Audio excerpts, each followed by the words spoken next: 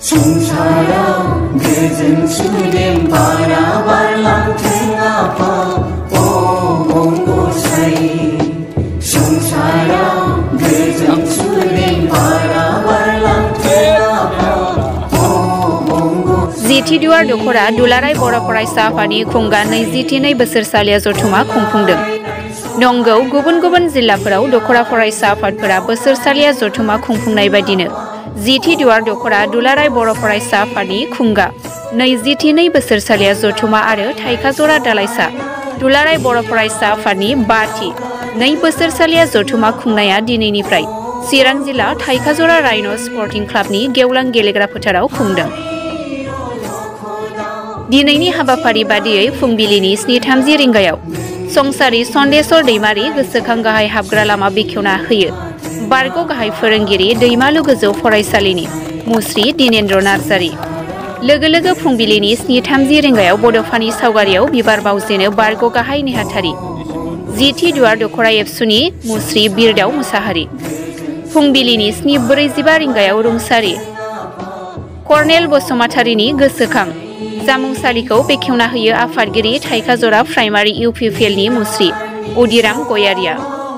फुंबिलिनि 8 रिंगायाव रुंसारि उपेन बरगयारिनि गोसोखां आलासि नमाखौ बेखेवनाय सागुराम बर' खुंफुं आफादनि गाहाय लिंथुमगिरि।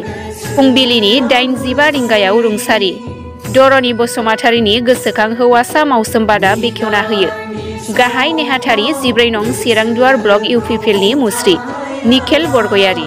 फुंबिलिनि 8:30 रिंगायाव रुंसारि मन्जु बसुमतारिनि गोसोखां हिनजावसा मावसोमबादा बेखेवनानै होयो। फुंबिलिनि 8:45 रिंगायाव रुंसारि रुपल चन्द्र ब्रह्म गोसोखां गाहाय सायनासालि बेखेवनायखौ बेखेवना होयो मासिगिरि बानजाय आफादनि मुस्रि प्रणय बसुमतारिया। फुंबिलिनि 9 रिंगायाव रुंसारि हरेन बसुमतारि गोसोखां थान्दै नब्लांखौ बेखेवना होयो आस्राबारि एमभि फरायसालिनि गाहाय फोरोंगिरि मुस्रि दीपक कुमार ब्रह्म। फुंबिलिनि 9:30 रिंगायाव जोहोलाव सोमब्ला बसुमतारि गोसोखां बुलुर भलिबल बादायनायखौ बेखेवना होयो बारग' गाहाय नेहाथारि जिथि दुवार दखरा एबसुनि मुस्रि बिरदाव मुसाहारि।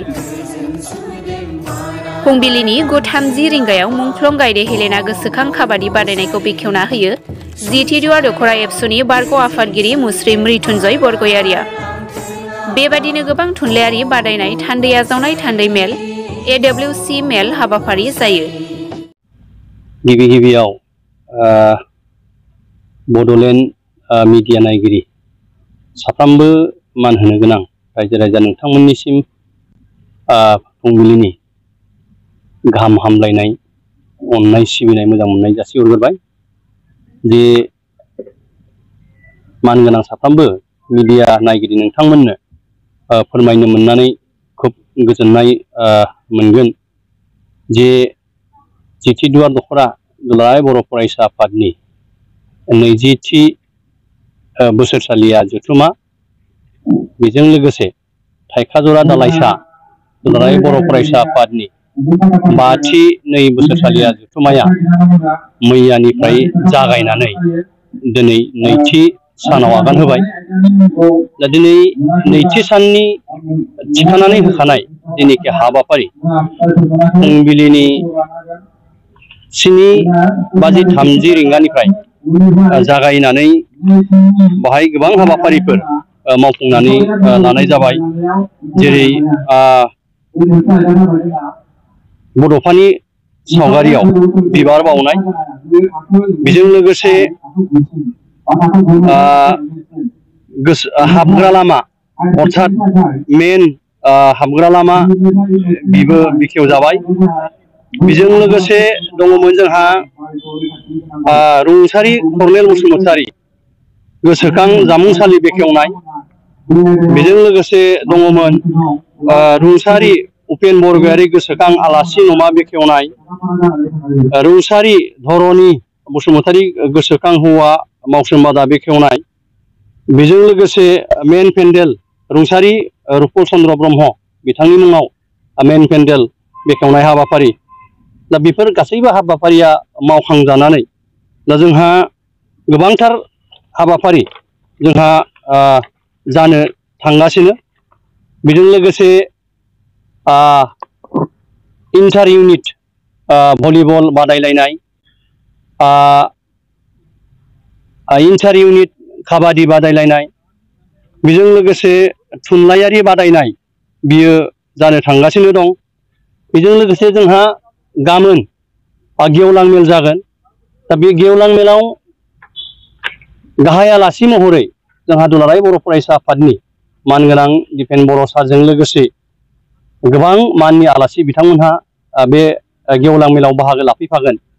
बेनिखायनो खुंफुं आफादनि जानानै नोंथांमोन साफ्रोमनोबो फोरमायनो मोननानै गोजोननाय मोनदों जे गाबोननि जेनिखि जानो गोनां गेवलां मेल बेवहाय नोंथांमोनहा बे ओनसोलनि साफ्रोमबो रायजो राजाजों लोगोसे साफ्रोमबो साननो हनो गोरों मेलेमजिबि नोंथांमोनहा जेरैबायदि जाजानायनिफ्राय खुंफुं आफादखौ जेरैबायदि सहाय खालामबोनानै मदद खालामबोबाय, थिग बेबायदिनो गाबोननि जानो गोनां गेवलां मेलावबो बयखौबो लैहोर लैहोर फैनानै बाहागो लाफैगोन, हेफाजाब होफैगोन। बेखिनिखौ खुंफुं आफादनि जानानै आङो बयनिसिमबो गुरैयै खावलायहरनाय जाबाय।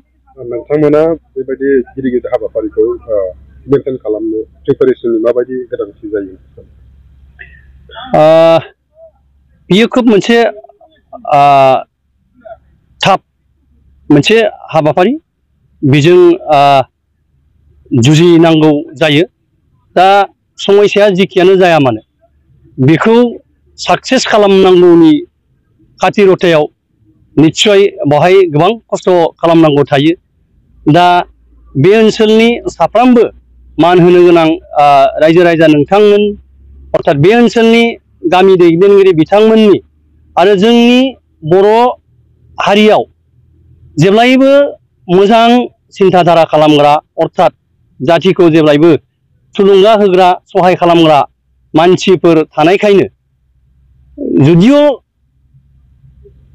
जुदियो जायोब्लाबो बियो जोंनि थाखाय गिदिरथार समस्या नङा होननानै जों सानो। बिथांमोननि सहाय आरो मददजों जेब्लायबो बेबायदि प्रग्रामा साक्सेस जायो आरो जागोन होननानै जोंहा फोथायनाय दङ।